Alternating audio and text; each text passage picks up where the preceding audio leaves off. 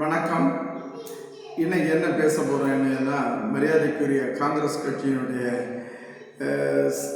மாநில தலைவர் செல்வபெருந்தகை அவர்கள் நேற்றைய தினம் கர்நாடகாவில் மரியாதைக்குரிய காங்கிரஸ் கட்சியினுடைய அகில இந்திய தலைவர் கார்கே அவர்களை சந்தித்ததாகவும், அவர் பத்திரிகையாளர்களை புதிய தலைமுறை பத்திரிகையாளர்கள் பேட்டி எடுப்பதற்கு முற்படுகின்றார்கள். அப்பொழுது அவர் என்ன சொல்லியாருன்னா, ஒரு சில 2 பேருடைய பெயர்களை சொல்லிட்டு நான் அவர்களை பற்றி வரக்கூடிய நாட்களில் பேசுவேன்னு சொல்லியார். என்னை பொறுத்த மட்டும் காஷ்மீர் டு கன்னியாகுமரி மாவட்டத்தில் இருக்கின்ற காங்கிரஸ் கட்சியினுடைய விவசாய அணியினுடைய ஒரு மாவட்ட தலைவராக பேசுகின்றேன். ஏன் இதை சொல்லுகின்றேன் என்றால், முகவுரையில் என்ன சொல்லுகின்றேன்னா, கன்னியாகுமரி என்பது ஒரு சிறந்த ஒரு மாவட்டம். இதிலிருந்து தான் காங்கிரஸ் கட்சியினுடைய எதிர்கட்சி தலைவராக இருக்கின்ற மரியாதைக்குரிய ராகுல் காந்தி அவர்கள் இந்திய தேசத்தை மீட்பதற்காக ஒரு நடைப்பயணத்தை துவங்கினார். எனவே ஒரு ஆர்வத்தோடு இதை பேசுகின்றேன். மரியாதைக்குரிய செல்வபெருந்தகை அவர்களுக்கு போற்றுவோர் போற்றுவார்கள், தூற்றுவோர் தூற்றுவார்கள். தாங்கள் இன்னைக்கு என்ன சொன்னீங்கன்னா, வரக்கூடிய நாட்களில் 2 பேரை பற்றி நான் பேசுவேன் என்று சொன்னீர்கள். காங்கிரஸ் கட்சியை பொறுத்த மட்டும் இந்தியாவுடைய விடுதலைக்காக மகாத்மா காந்தி அவர்கள் அன்றைய காலகட்டங்களிலே ஒரு சுதந்திர ஒரு வேட்கையோடு மனித சுதந்திரத்திற்காக ஜனநாயகத்திற்காக தன்னுடைய உயிரை கொடுத்தவர் தான் மகாத்மா காந்தி.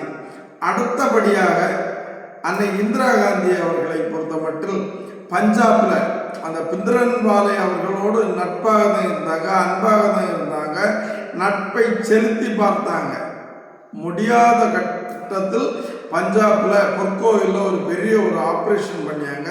தன்னுடைய உயிரை துச்சமாக நினைத்து, ஒரு ஆபத்து வரும்னு நினைத்தோம், நாட்டுக்காக தன்னுடைய உயிரையே கொடுத்தாங்க. அப்படிப்பட்டது தான் காங்கிரஸ் கட்சி. அடுத்தபடியாக மரியாதைக்குரிய தேசம் போற்றும் உலகம் போற்றும் ராஜீவ்காந்தி அவர்கள் பிந்திரன்வாலையில் ஜெயவர்த்தனை நினைக்கிறேன் அவர்களோடு ஒரு தமிழர்களுக்காக ஒரு ஒப்பந்தம் பண்ணாங்க. அவங்க பண்ண ஒப்பந்தத்தை உலக நாடுகள் போற்றியது. அந்த சூழ்நிலையிலும் அந்த காலகட்டத்தில் அடுத்து என்ன நடக்குதுன்னா, அமெரிக்காவுடைய ஏகாதிபத்தியத்தினுடைய கப்பல் இலங்கையில் போக நிற்குது. திராவிட முன்னேற்ற கழகத்தினுடைய திமுகவினுடைய மரியாதைக்குரிய கலைஞர் அவர்களுடைய அழுத்தம் அந்த மாதிரி இருந்து, எனவே தான் அந்த அமைதிப்படையை இலங்கைக்கு அனுப்பியாங்க. அப்படி நடந்த ஒரு நிடரல் ஒரு நிகழ்வு தான் மரியாதைக்குரிய ராஜீவ்காந்தியினுடைய உயிரை இந்த தேசத்துக்கு கொடுக்குது. ஆக மகாத்மா காந்தி, அன்னை இந்திரா காந்தி, மீண்டும் சொல்லி ராஜீவ்காந்தி இந்த தேசத்துக்கு கொடுத்த கட்சி தான் காங்கிரஸ் கட்சி. இந்த காங்கிரஸ் கட்சியில தான் நீங்க இந்த கட்சியினுடைய ஏதோ ஒரு நிகழ்வில் இறைவனாக உங்களுக்கு தமிழகத்தில் மாநில தலைவர் பொறுப்பு கிடைச்சது. இது பொன்னெழுத்துக்களால் பொறிக்கப்பட வேண்டியது. ஆனால் நீங்களாகவே ராஜினாமா பண்ணீங்க. மீண்டும் சொல்லி போற்றுவோர் போற்றுவார், தூற்றுவோர் தூற்றுவார். அரசியல் என்பது ரொம்ப அது ஒரு பயங்கரமான ஒரு பிம்பம். நீங்களாகவே ராஜினாமா கொடுத்தீங்க. தற்பொழுது இனி 2 நபர்களை பற்றி என்ன பேசுவீர்கள் என்பது என்னை பொறுத்த மட்டும் தெரியும். ஒரு செல்வபெருந்தகை அவர்கள் 2 பேரை பற்றி பேசும் பொழுது அது காங்கிரஸ் கட்சிக்கு தான் பெரிய ஒரு நெடரலை ஏற்படுத்தும். ஏன்னா இப்போ உங்களுக்கு தெரியும், தமிழகத்தில் ஒரு என்னென்ன சம்பவங்கள், எவ்வளோ பெரிய அரசியல் பிம்பங்கள் இருந்தாலும் இப்பொழுது விஜய் இந்த கட்சியினுடைய இந்த தமிழகத்தினுடைய முதலமைச்சர். ஆனால் பாரதிய ஜனதா கட்சியில் மரியாதைக்குரிய அண்ணாமலை அவர்கள் என்னென்னமோ காட்டி போட்டுனாங்க. அவர்களும் விழுந்து போறாங்க. தனி கட்சி ஆரம்பிக்காங்க. தமிழகத்தில் ஏதாவது ஒன்று நடக்குமான்னு கேட்டால் ஒன்றுமே நடக்காது. இது உங்களுக்கு நடக்கக்கூடாதுன்னு நான் சொல்லக்கூடியது.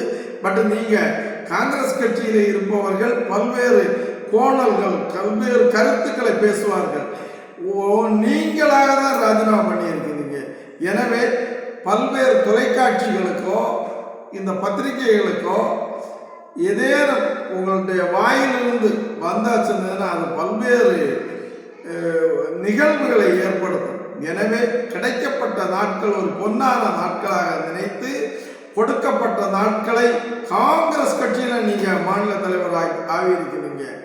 எனவே வரக்கூடிய நாட்களில் உங்களுக்கு விருப்பம் இல்லைன்னா ராஜினாமா பண்ணதுல ஒட்டுமொத்த மக்களும் தமிழக மக்களும் உங்களை உன்னிப்பாக கவனித்துக் கொண்டிருக்கின்றது எல்லாம் எல்லாருக்கும் தெரியும். எனவே நீங்கள் விருப்பம் இல்லை என்றால் ராஜினாமா பண்ணதில் ஒன்றும் தவறு இல்லை. அது உங்களுடைய மன அழுத்தம் என்று நீங்கள் சொல்லியிருக்கிறீங்க. அது பொறுத்து கொள்ள முடியலை. உங்களை மற்றவர்கள் விமர்சிக்கும் பொழுது உங்களால் பொறுத்து கொள்ள முடியலை. ஆனால் நீங்கள் ராஜினாமா பண்ணிட்டு அதை விருப்பம் இல்லைன்னா நீங்கள் கடந்து போகலாம். ஆனால் மீண்டும் காங்கிரஸ் கட்சியில் இருப்பவர்களை பற்றி ஏதேனும் கருத்துக்கள் கூறினால் அது இங்கே என்ன சொல்லுவீங்கன்னு என்னை பொறுத்த மட்டும் புரிந்து கொள்ள முடியும். எனவே ஒரு தொண்டனாக காங்கிரஸ் கட்சியினுடைய ஒரு விவசாய அணியினுடைய மாவட்ட தலைவராக இருந்து கொண்டு என்னுடைய பணிவான வேண்டுகோள் முழுமையும் ஏற்றுக்கொண்டு எல்லாம் தாங்கி எல்லாம் கடந்து போகும் என்று வரக்கூடிய நாட்களை நீங்கள் கடந்து போக வேண்டும் என்று கேட்டு என்னுடைய கோரிக்கையாக மாநில தலைவருக்கு வைத்துவிட்டு இந்த காணொலியை முடித்துக் கொள்கின்றேன். அடுத்து மீண்டும் அடுத்த வீடியோவில் வருகின்றேன். நன்றி, வணக்கம்.